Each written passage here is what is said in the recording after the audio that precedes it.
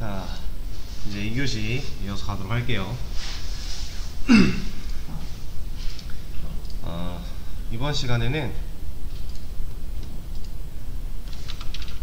상속에 대한 걸 할 겁니다. 상속은 이제 inheritance라고 이제 얘기를 할 수 있는데, 여러분들이 일상생활에서 상속이라는 단어 들어보셨죠? 어떤 의미로 사용이 되죠? 상속은 그냥 물려주는 거죠? 네, 맞아요. 그 의미로 사용이 돼요. 물려받다. 이거를 이제 좀 더 언어적인 얘기로 풀어보자면, 물려받은 기능을 유지한 채 다른 기능을 추가한다고 생각을 하시면 돼요. 이 상속도 객체지향 언어라면 무조건 갖고 있을 수밖에 없는 개념이에요. 우리 OOP의 특징 이런 거 검색해봤잖아요. 여기에 상속이 있어요. 상속화. 그 내용에 해당하는 부분입니다.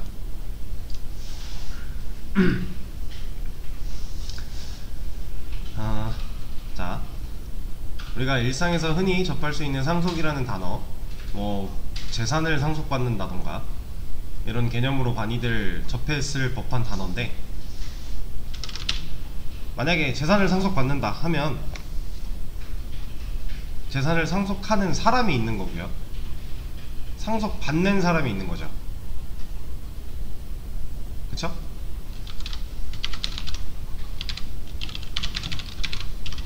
언어에서도 똑같이 그런 의미가 사용이 돼요. 그래서 물려주는 클래스가 있고요, 물려받는 클래스가 있어요.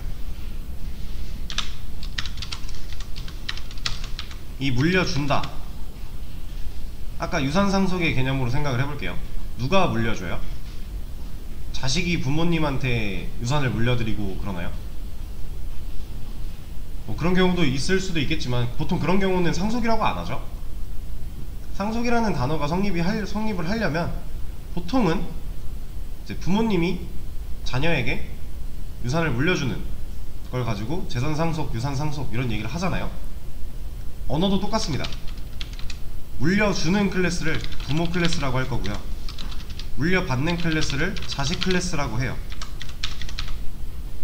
이건 모든 객체지향 언어가 공통으로 가지고 있는 의미예요.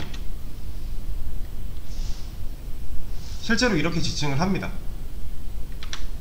그리고 얘를 지칭할 수 있는 말들이 여러 가지가 더 있어요.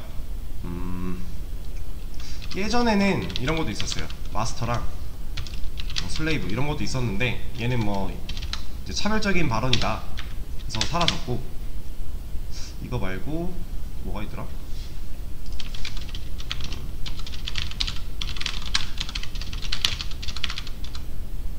아니다. 그냥 표현하는 방식이 여러 가지가 있는데, 그 중에서 부모 클래스, 자식 클래스 라는 말을 제일 많이 씁니다. 그냥 이것만 알고 계시면 돼요. 상속, 자바 배우신 분들은 똑같아요. 비슷한 의미예요. 부모 클래스가 있고요, 부모 클래스한테 뭔가를 물려받는 자식 클래스가 존재하게 돼요. 그게 상속인데,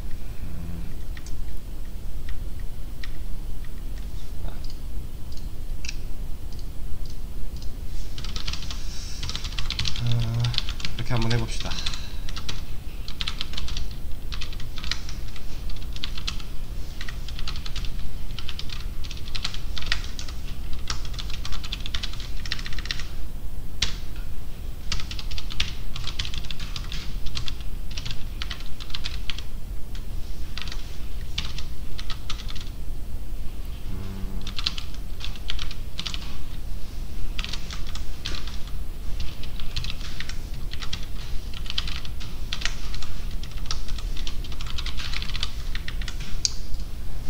자, 지금 클래스가 두 개 있어요. 하나는 펄슨이고요 하나는 스튜던트죠. 얘는 제가 사람의 의미를 나타내기 위해 person이라고 한 거고, 얘는 학생의 의미를 나타내기 위해서 student라고 한 거예요. 자, 일단 이걸 한번 생각을 해봅시다.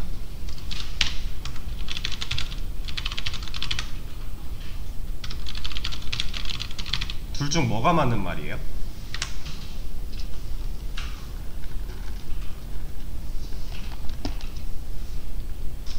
그러니까 둘 다 뭐 틀린 말은 아니에요. 그러니까 굳이 따지고 보자면 틀린 말이라고 할 수는 없겠지만, 누가 더 적합한 말이에요? 누가 더 큰 범위를 상용할 수 있는 적합한 말? 어떤 게? 위에 게요?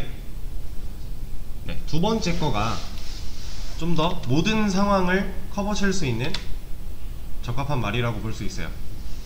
왜냐면 사람은 학생이다, 이거는 맞는 경우도 있고 틀린 경우도 있겠죠. 뭐 학생이 아니고 직장인일 수도 있는 거고, 아니면 뭐 영유아기에 있는 아기들이라면 학생이라고 표현하기 좀 애매하잖아요. 이런 거는 맞는 경우도 있겠지만 틀린 경우도 있어요. 애매한 경우도 있는 거고. 이거는요,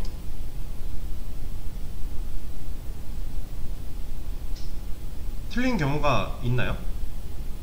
학생인데 사람이 아닌 경우? 자, 뭐 물론 얘도 디테일하게 따지고 보자면 애견학교 같은 데 다니고 있는 강아지들, 근데 학생이라고 표현하진 않죠. 그쵸? 그래서 얘는 뭐 정말 딴지 걸지 않는 이상 얘를 틀렸다 라고 말하기에는 좀 애매해요. 틀리지 않은 경우겠죠. 맞다란 얘기인데, 자, 지금부터 하는 내용들은 약간 그 고등수학 쪽에서 참 거짓을 다루는 이제 명제 같은 거를 하잖아요. 그죠? 요 개념을 좀 생각을 해야 돼요. 요즘에는 고등학교 안 들어가기 전에도 이런 걸 배우는 걸로 알고 있는데, 아무튼 참과 거짓의 내용을 조금 생각을 하면서 가야 됩니다. 자, 앞에 있는 얘를 A라고 할 거고요, 뒤에 있는 얘를 B라고 해볼 거예요. 그리고 이 중간에 있는 이 은을 is라고 읽을 겁니다. 그럼 A is B 하면 어떻게 되는 거예요? 얘는 아닌 경우도 있으니까 거짓이 되는 거잖아요. 그쵸? 얘는요, A is B 하면 얘는 아까도 말씀드렸지만 딴지 걸지 않는 이상 맞는 경우라고 생각할 수 있어요. 그럼 얘는 맞죠. 자, 이 A is B라고 하는 얘를 이제 실제로 A-B 테스트라고 얘기를 해요.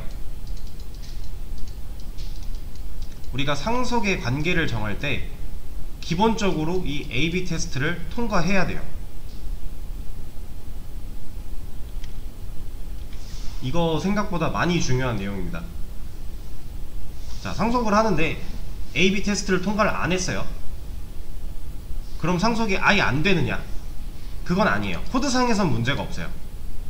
그래서 해결을 할 수가 있는데, 그런 식으로 A-B 테스트 통과도 안 했는데 상속을 마구잡이로 해요. 그럼 어떤 일이 벌어지느냐? 나중에 코드가 복잡해지고 꼬이기 시작하면 이젠 돌이킬 수 없어요. 상속이라는 애는 애초에 좀 언어적인 표현으로 말을 해보자면 클래스 간의 관계를 성립할 때 사용을 해요. 근데 사실 이거는 그냥 진짜 언어적으로 표현한 것 뿐이고, 상속을 사용하는 가장 큰 이유는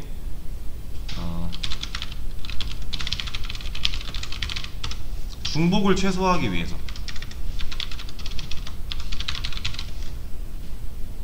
가장 큰 이유는 사실 이거예요. 상속을 사용하는 가장 큰 이유. 자, 객체지향 언어라면 응당 상속이라는 개념을 갖고 있을 거예요. 왜냐면 우리가 OOP의 특징을 검색해 봤을 때 상속화가 있었으니까. 그럼 상속은 이런 이유 때문에 사용이 되는 건데, 그럼 결국 객체지향 언어는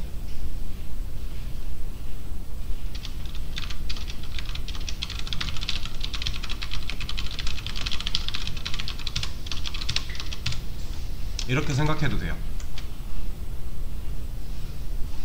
그러니까 지향이라는 게 이렇게만 해는 아니잖아요. 이게 아니면 안 돼는 아니잖아요. 웬만하면 이렇게 해, 이게 지향이죠. 그러니까 지향이라고 할 수밖에 없는 이유는, 그러니까 이렇게 안 했을 때 안 되지는 않아요. 되기는 다 돼요. 다만 객체 지향 언어니까 객체를 지향해서 코드를 짜면 중복을 최소화할 수 있다. 그러니까 니들이 객체를 지향해서 이 언어를 다뤄라 라고 해서 이런 말들이 있는 거예요. 객체 지향 언어. 여기에는 이제 이 중복을 최소화하기 위한 게 상속의 가장 큰 이유인데,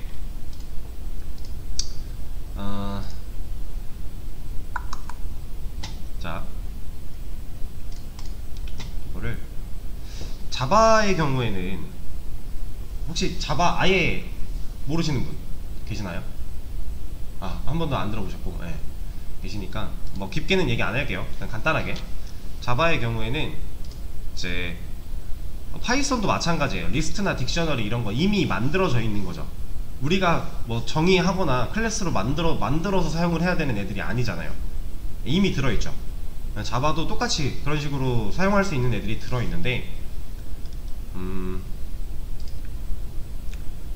걔네들, 이 파이썬이라는 언어가, 자바라는 언어가 그렇게 사용할 수 있는 애들을 미리 만들어 놓은 이유, 미리 만들어 놓은 이유가 이거예요. 이거. 왜냐면 언어를 사용할 때, 언어로 코드를 짤 때 너도 나도 그 누구도 이 기능을 사용할 테니까, 이 기능이 너무 편리하고 좋기 때문에 이 기능을 너도 나도 다 사용을 할 거예요. 근데 미리 만들어 놓지 않으면 언어를 다루는 사람들마다 그 클래스에 대해서 정의를 해줘야 되고, 만들어 놓고 설계도를 짜서 프로그래밍을 해야 되죠. 그러면 그 만드는 사람들마다 그 클래스를 다 가지고 있겠네요. 너무 불필요하다라는 거예요.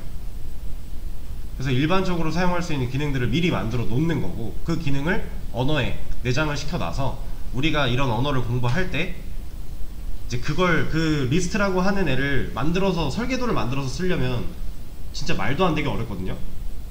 별거 아닌 기능이지만 우리가 그거를 직접 설계한다, 클래스를, 말도 안 되는 거예요. 근데 이미 만들어져 있기 때문에 우리는 그거의 사용법을 위주로 익히면서 좀 더 다른 방향의 우리 머리를 쓸 수가 있게 되는 거죠. 참 고마운 부분인데, 그런 것들이 미리 만들어져 있는 이유도 결국에는 중복을 최소화하기 위해 설계가 되었기 때문에, 객체 지향 언어가. 근데 물론 이제 C 언어 같은 거는 절차 지향 프로그래밍이라고 해요. 걔는 객체 지향이 아니에요. C 언어, 기본 C 언어는. 근데 걔도 이미 만들어져 있는 것들 꽤나 많이 있어요. 좀 느낌이 달라요. 그래서 이제 저번에도 한번 말씀을 드렸던 것 같은데, 저급 언어랑 고급 언어에 대해서 말씀드린 적 한번 있죠. 네. 그렇게 나눠진 이유가 이제 사람이 그 언어를 사용하는 사람한테 좀 더 초점이 맞춰 있는가, 아니면 언어를 받아들이는 컴퓨터한테 초점이 좀 더 맞춰 있는가 라고 생각을 하시면 되는데, 일단 기본적으로 우리가 이 상속이라는 기능과 객체를 다루는 이런 것들을 배우는 근본적인 이유는 코드의 중복을 최소화하기 위해서. 모든 객체 지향 언어가 다 똑같아요. 자, 그러면 아까 다시 이 개념으로 와서 AB 테스트를 통과를 안 했을 때는 상속을 사용하지 못하는 건 아니지만 그냥 안 된다고 생각하세요. 쓰면 안 된다. 기본 베이스는 안 된다라고 생각을 하고 가는 거예요. 물론 나중에 여러분들이 필요에 의해서 AB 테스트를 통과를 할 수 없는 상황임에도 불구하고 상속을 써야 되는 경우가 간혹 있을 수 있어요. 아주 간혹. 근데 제가 지금 계속 강조하고 있는 게 간혹이죠. 간혹. 정말 드물게 한 번씩 있어요. 그리고 심지어 그런 경우에 그 불필요한 상속을 하지 않고 해결할 수 있는 방법도 있어요. 그러니까 그냥 안 된다고 생각해도 돼요, 얘는.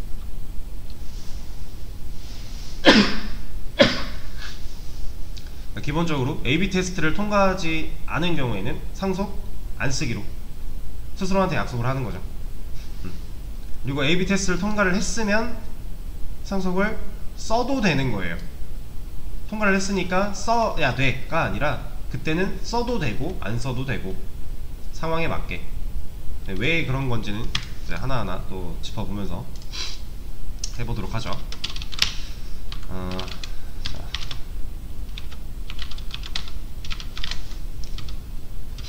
객체하다 만든 거예요. 자, 점 찍고 컨트롤 스페이스 누르면 얘가 사용할 수 있는 기능들 나온다 그랬죠. G는 지금 스튜어던트 객체랑 연결이 되어 있잖아요. 여기서 만들었고 연결했고, 그럼 얘가 이 점 리모컨을 누른다라는 건 결국 이 객체 안에 있는 기능을 사용하겠다라고 하는 건데, 지금 여기 컨트롤 스페이스 누르면 몇 개 나올까요? 한 개 나오겠죠. 스튜어던트라는 클래스 안에는 스터디 하나밖에 없잖아요, 함수가. 그쵸? 근데 객체는 이 클래스 보고 만드는 거니까 여기에도 메서드 하나 들어있을 거잖아요, 객체 안에도. 그래서 이거 누르면 하나 나와요. 스터디. 우리가 사용할 수 있는 함수가 하나. 자, 그러면 제가 이 진이라는 애한테 이 메서드를 실행하고 싶어요. 그럼 어떻게 해야 돼요, 우리?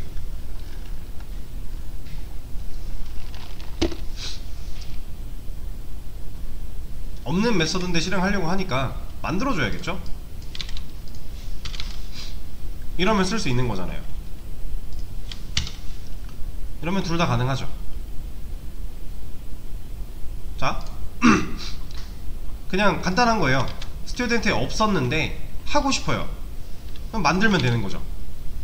근데 만들고 나서 봤더니 이거랑 똑같은 메서드가 여기에도 있네요. 그쵸? 그러면 지금 똑같은 게 중복이 되고 있으니까 이 중복을 줄일 수 있는 방법이 없을까? 라고 생각을 해봤을 때 우리가 이걸 안다면 뭘 해봐야 돼요, 지금? A/B 테스트를 해봐야 되죠, 먼저. 그러니까 이 메서드랑 이 메서드랑 중복이 되고 있는데 얘를 중복을 줄이고 싶어요. 그래서 얘네 클래스 간의 관계를 좀 따져보니까 어때요? 누가 A가 돼야 돼요? 그러니까 A/B 테스트를 통과하려면 A is B잖아요. 누가 A가 돼야 돼요? 학생이 A가 돼야 되죠. 학생이 A가 되고 B가 사람이어야 A is B 했을 때 학생은 사람이다 라고 하는 A/B 테스트를 참으로 통과할 수 있는 거잖아요. 그쵸? 그러니까 누가 A가 되고 누가 B가 되는지를 잘 생각을 해야 돼요. 이게 만약에 바뀌었다. 여기가 사람이고 여기가 학생이다. 그럼 사람은 학생이다. 이거 아까 안 된다고 했던 내용이잖아요. 그럼 반대의 개념으로 생각했을 때 학생은 사람이다. 맞네요. 그러면 학생은 사람이다로 상속을 해줘야 되는 거죠. 누가 범위가 큰 거예요? 사람이 큰 거죠. 그러니까 B가 큰 거예요, B가. B 안에 A가 들어있을 수 있을 때 이게 A/B 테스트를 통과할 수 있는 방식이잖아요. 그쵸? A가 더 크고 B가 이 안에 들어있다면 이건 A/B 테스트를 통과를 할 수가 없는 거잖아요. 반대로 B/A 테스트는 통과를 하겠죠. 근데 우리는 A/B 테스트라고 이걸 하기로 했으니까, 앞에 있는 걸 A라고 하기로 했으니까. 자, 그럼 누구한테 누구를 상속시켜야 돼요?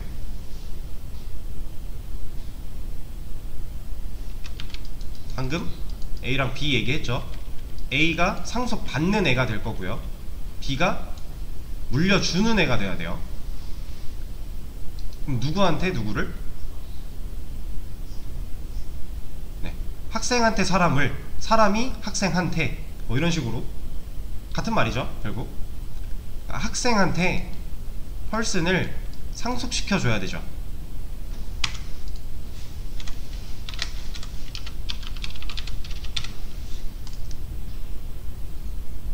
이렇게 하면 학생한테 person이라고 하는 사람을 상속시켜 준 거예요.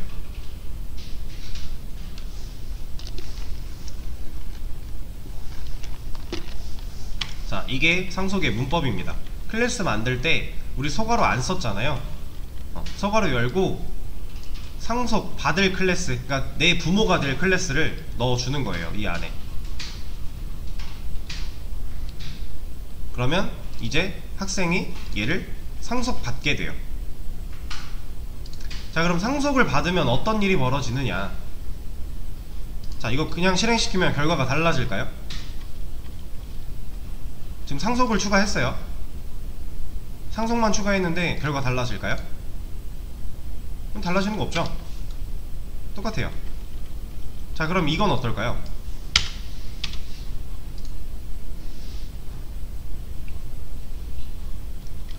지금 스튜던트 클래스에는 하이라는 메서드가 있어요? 안에? 여기 있어요?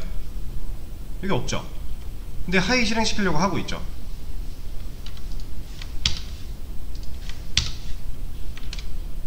없는데 왜 나왔죠?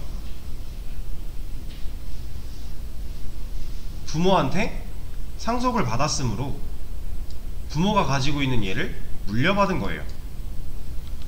제가 맨 첫 줄에 썼던 물려받은 기능을 유지한 채 다른 기능을 추가한다고 했어요. 자, 지금 스튜던트 클래스 안에는 우리 눈으로 봤을 때는 스터디라고 하는 함수 하나밖에 없어요. 근데 펄스를 상속받은 상태. 근데 이때 이 하이가 정상적으로 출력이 됐단 말이에요. 심지어 바꿔보니까 얘 출력되는 게 맞죠? 얘가 맞아요. 근데 여기 없잖아요. 자, 이 안에서 어떤 일이 벌어지느냐. 상속을 받게 되면요, 얘가 이렇게 내려온다고 생각하시면 돼요. 부모한테 있는 이 함수가, 메서드가 자식한테 그대로 똑같은 게 하나 생겨난다고 보시면 돼요. 근데 다만 이거를 직접 우리가 써야 되면 중복을 최소화하는 의미가 없잖아요. 그러니까 우리는 안 써도 이 파이썬 코드가 실행될 때 이걸 컴파일하는 프로그램은 알고 있는 거예요. 아, 이 스튜던트는 상속 받았으니까 얘한테 이것도 있네? 그럼 이거 실행 가능하네? 하고 실행시켜버리는 거예요, 이거를.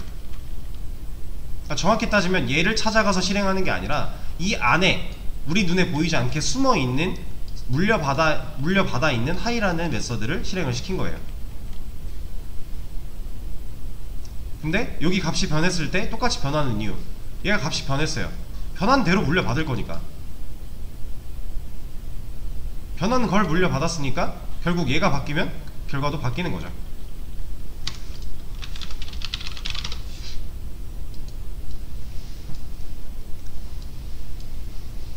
자, 클래스가 펄슨이 하나가 있고요, 스튜던트가 있어요. 이 안에 펄슨한테는 하이라고 하는 메서드가 있는 거고, 스튜던트한테는 스터디라고 하는 메서드가 있는 거예요, 각각. 이렇게. 근데 얘가 펄슨, 얘가 스튜던트. 지금 이렇게 물려줬죠. 상속을 시켰죠. 그러면 얘가 여기로 들어오긴 들어오는데 우리 눈에 안 보이잖아요. 이렇게 생략되어 있다 라고 생각하시면 돼요. 상속을 받으면 이렇게 되는 거예요. 들어와 있어요, 이미. 그래서 실제로 이거 점 찍고 컨트롤 스페이스 누르면 개수 나온다 그랬죠. 몇 개 나와요, 이제? 2개 나오네요. 그쵸? 사용할 수 있는 함수가 하나 더 생긴 거죠. 뭘로 인해서? 상속으로 인해서. 이게 이제 상속의 기본 내용이라고 생각을 하시면 되는데, 자,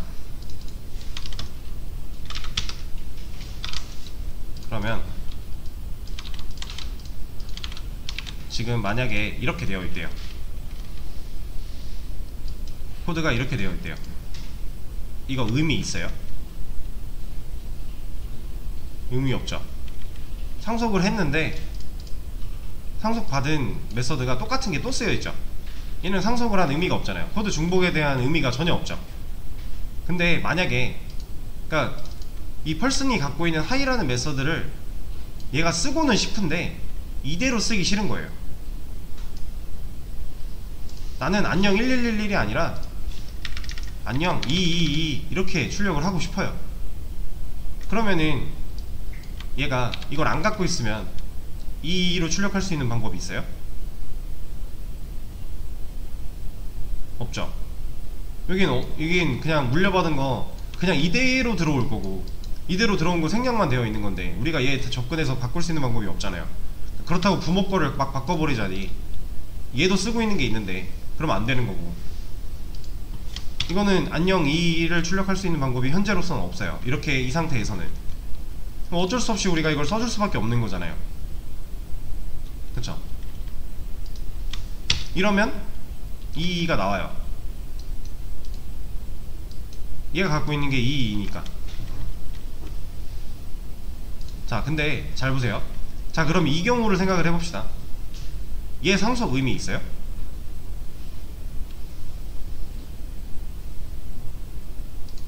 얘는 있어요. 의미가. 왜 있냐면, 자 보세요. 사실 이거 상속 안 받아도, 이거 출력의 결과는 똑같잖아요. 그죠? 이거 상속 안 받으면 그냥 이거 출력하는 거고, 상속을 해도 사실 얘 물려받은 거를 지금 안 쓰고 바꿔서 쓰고 있어요. 그래서 의미가 없는 것처럼 보이겠지만 사실은 의미가 있습니다. 얘는 왜 있냐면, 자 이거를 좀 많이 딥하게 들어가면은 너무 깊어지니까 간단하게 말씀드릴게요. 자, 하이를 물려받았어요. 물려받았는데 이걸 물려받은 대로 쓰고 싶지가 않은 거예요. 그러니까 자식이 부모한테 물려받은 거를 그대로 쓰고 싶지 않고, 나는 내 개성대로 좀 바꿔서 쓰고 싶어 라고 한 거예요. 그래서 얘를 이렇게 자기 개성을 입혀버리는 거예요. 그렇게 해서 사용하는 게 이 방식인데, 얘를 이제 이따가도 한번 나올 거예요. 오버라이딩이라고 해요. 오버라이딩, 오버라이트 뭐 이런 식으로 표현을 해요. 얘는 부모한테 물려받은 메서드를 재정의해서 사용하는 거예요. 그 재정의는 내가 하고 싶은 대로. 자, 그럼 이 오버라이딩, 오케이, 그럼 알겠어. 오버라이딩이라는 거 알겠는데 도대체 무슨 의미가 있다는 거야? 라고 생각하실 수 있겠죠. 자, 얘가 가진 의미는요, 그냥 간단하게 이 상태보다 이 상태가 메모리 할당량이 적어요. 그러니까 프로그램이 좀 더 효율성 있게 돼버리는 거예요. 그냥 간단하게만 얘기하면. 이 메모리가 왜 효율적이고 왜 그런지까지 들어가면 너무 깊어지고, 진짜 그냥 표면적으로 간단하게 말씀드리면, 상속을 받아서 오버라이딩 해서 쓰는 게 상속을 안 받고 메서드 2개 있는 것보다 메모리 할당이 적어서 효율적이에요, 프로그램한테. 이런 얘기도 드린 적 있죠. 우리 개발자들은 메모리의 영역을 생각하면서 개발을 해야 된다고. 근데 이게 이제 우리가 어떤 프로젝트를 할 때 항상 메모리를 염두에 두면서 변수를 이렇게 만들면 메모리가 얼마큼 먹겠구나, 이걸 생각하면서 하라는 얘기는 아니에요. 그건 아닌데, 궁극적으로 우리가 메모리의 상황을 제한해 두고 개발을 해야 되는 상황이 온다면 그때는 관리할 수 있어야 된다는 얘기예요. 평상시에는 웬만한, 요즘 워낙 기술이 좋아져서 웬만한 메모리가 안 좋은 컴퓨터가 아니라면 프로그램 그냥 만들어도 별 문제 없어요, 절대. 근데 이제 그냥 극단적으로 예를 들어서 뭐 우주로 쏘아 올려야 되는, 우주선에 들어가는 CPU다, 우주선에 들어가야 되는 컴퓨터다 라고 하면은 중량을 최소화해야 되죠. 그러면 그만큼 하드웨어들의 크기가 작아지고 얘네들이 무게가 가벼워져야 될 수밖에 없어요.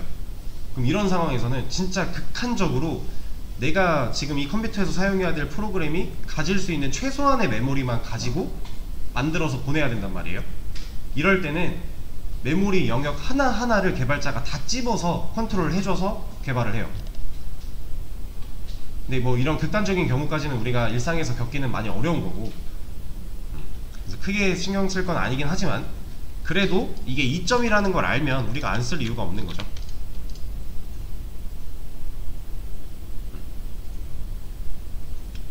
이점이니까.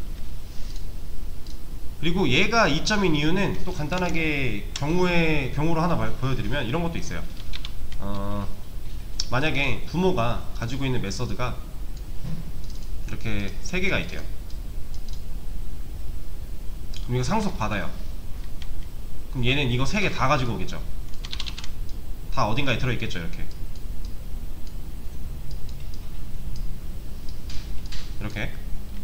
그럼 본인 거 하나, 상속받은 거 3개, 메서드 4개네요. 근데 이 중에서 이 스튜던트라고 하는 애가 쓰고 싶은 거는 이거 2개예요. 물려받고 싶은 건 이거 2개. 그러면 사실 이거 상속 안 받고 이거 2개만 여기다 새로 만들어서 써도 되잖아요. 이거는 어차피 의미 없어지는 애니까.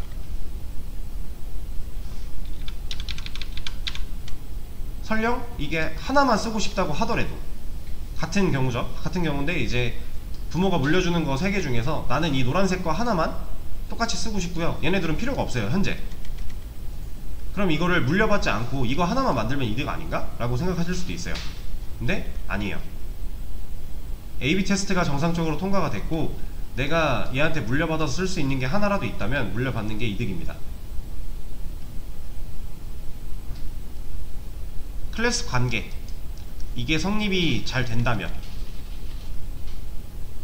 그러니까 이게 이점이라 그래서 중복됐을 때 무분별하게 그냥 상속을 때려 박으면 절대 안 돼요. 그건 좋은 게 아니에요. 근데 클래스 관계가 성립을 하고 그 안에서 내가 중복 제거를 위해 이런 것들을 가져다 쓰고 싶을 때에는 상속을 하는 게 유리합니다. 그럼 이 쓸모 없어진 2개는 뭐 하느냐? 신경 안 써도 돼요. 어차피 우리 눈에 안 보이잖아요. 이건 그냥 신경 안 쓰고 내가 쓰려고 하는 것만 가져다 쓰면 돼요. 그리고 만약에 얘네를 가져다가 오버라이딩해서 쓸 수도 있는 거고, 뭐 이렇게 모양을 좀 바꿔서 변화시켜서 쓸 수도 있는 거고, 그럼 그때그때 상황에 맞게 하면 되는 거니까.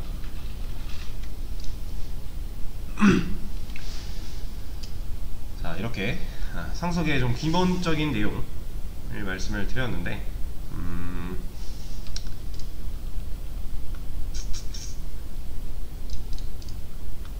만약에 이게 반대가 된다면,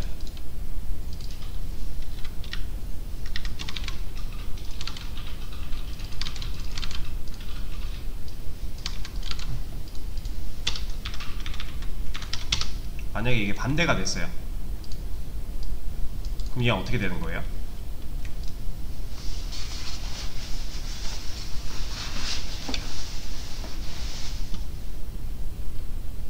이 결과 어때요? 결과는 당연히 그냥 나오겠죠? 지금 스튜던트 얘가 이제 상속을 물려주게 된 부모 클래스가 되는 거잖아요. 지금 현재 상황에서는. 근데 그런 거 상관없이 어차피 지금 우리 객체는 스튜던트밖에 안 만들었는데 여기다가 일 시키니까 이거 2개 그냥 되겠죠. 그리고 뭐 펄슨 객체 연결해서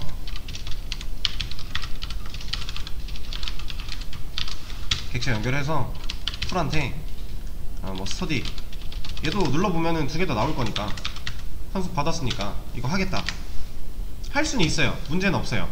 코드는 실행이 되거든요. 근데 이거 이렇게 쓰면 돼요?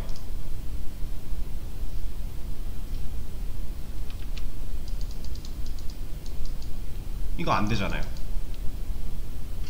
A is B 했어요. 사람은 학생이다. 이거 안 되는 건데?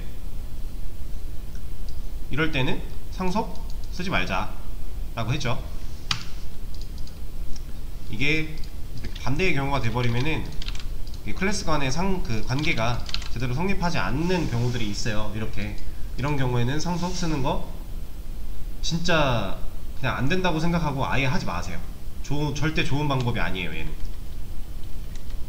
그리고 지금 여기 노란 줄 떠 있는 거는 이거 위치 때문인데, 코드가 위에서 아래로 내려가니까 지금 얘가 상속 받아야 될 이 시점에 펄슨이란 클래스가 아직 안 만들어져 있어서 노란 줄이 떠 있는 거예요. 이거는 그냥 위로 올리면 돼요. 이게 옛날 버전에는 아마 아예 에러가 났을 거예요. 빨간 줄로. 근데 현재는 그냥 노란 줄로 알아서 밑에 있는 것도 인식을 해주긴 하는데, 어쨌든 위치는 좀 맞춰주는 게 좋고, 이런 경우에만 상속을 쓰자라는 거. 자, 그럼 이제 이거 가능해요? 이거 실행시키면 에러 나겠죠. 폴한테는 스터디라는 게 없는데, 펄스는 클래스 안에는 스터디가 없잖아요. 자식한테 있는 거지. 자, 이걸 보고 눈치를 채셨어야 돼요. 그 상속 관계에서 절대로 이루어질 수 없는 거. 아이고, 뭐야 이거. 자, 부모 클래스의 메서드 개수는 자식 클래스의 메서드 개수보다 많을 수 없다.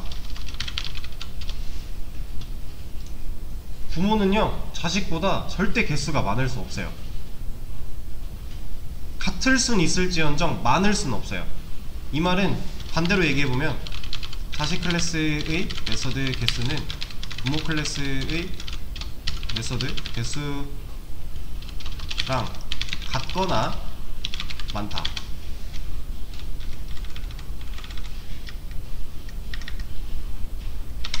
적을 수가 없어요. 왜? 부모가 갖고 있는 거 얘는 그대로 다 물려받으니까. 그리고 나서 본인이 갖고 있는 것도 가질 수 있으니까. 근데 부모는요, 자식한테 뭐 받아오는 거 있어요?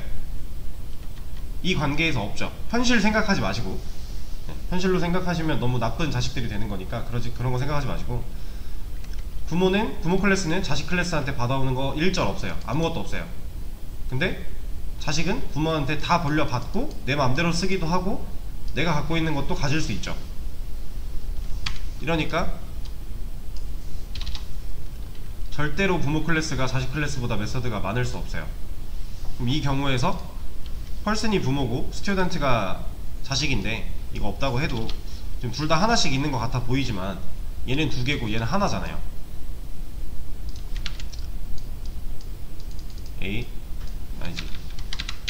B가 A한테 물려줬다.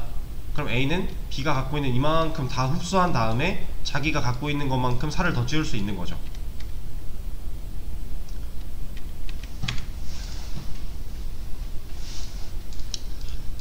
자, 그래서 이거는 불가능하다라는 거. 얘는 자식한테 있는 메서드지 나한테는 없는 거니까 자식 거는 물려받아서 사용하거나 할 수가 없습니다.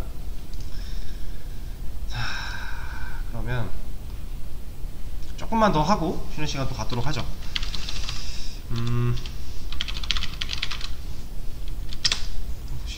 심하라고 하기도 뭐하긴 한데, 네, 이렇게 한번 보죠. 글쎄.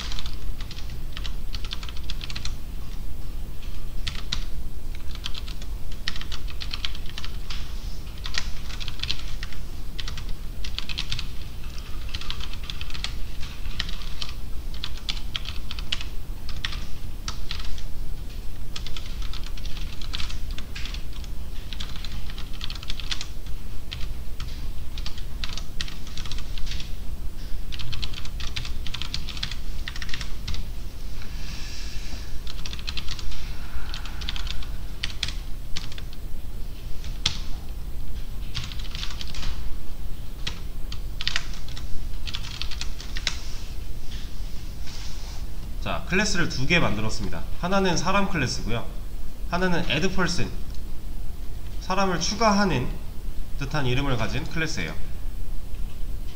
자, 얘가 하고 있는 일은요, init 메서드로 person 디렉토리라고 하는 리스트를 하나 만드는 거고요, 그리고 메서드가 하는 일은 이 person 디렉토리에 append로 person을 하고 있죠. 자, 여기 사용된 이 person 어떻게 넣어줘야 되는 거예요?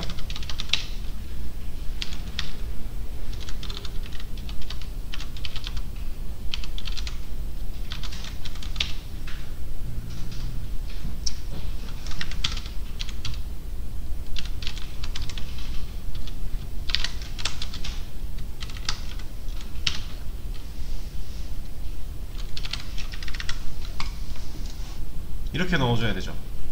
그러니까 이 person과 이 person 전혀 연관 없는 거죠. 그쵸? 얘는 클래스 펄슨이고 얘는 매개 변수 인자로 받아오는 펄슨일 뿐이에요. 전혀 관계가 없는 애들입니다. 그죠? 이름이 같다고 해서 착각을 하시면 안 돼요. 절대로. 그리고 이런 경우에 지금 보시면 얘는 그냥 사람에 대한 정보를 저장하기 위한 객체고요. 그 사람에 대한 정보를 저장하기 위한 객체를 만들기 위한 설계도인 클래스고요. 얘는 이름만 봐도 뭔가 결이 좀 다르죠. 얘는 어떤 동작을 할 것 같은 클래스고, 그러니까 동작을 담당하는 객체를 만들어낼 설계도 같이 보이고, 얘는 어떤 특정 사람이라고 하는 데이터를 좀 저장하기 위한 클래스로 보이는데, 이 둘은 A/B 테스트를 통과할 수가 있나요?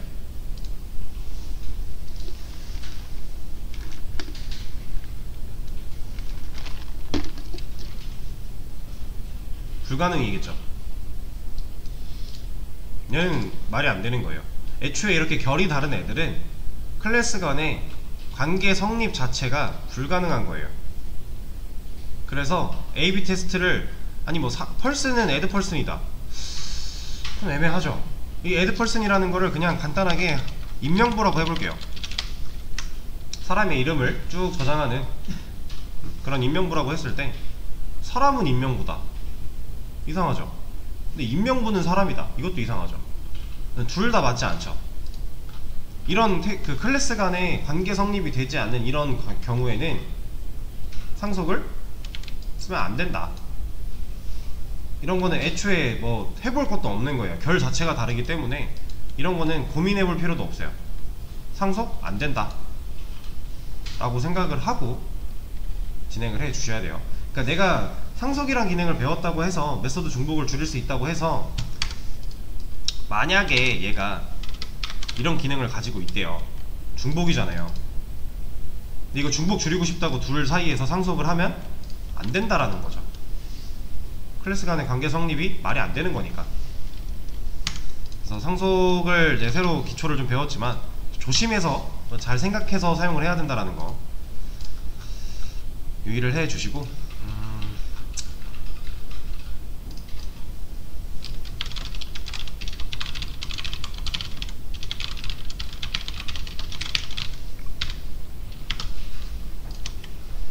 자, 얘도 공유를 하나 해드리고 쉬는 시간을 갖도록 하죠.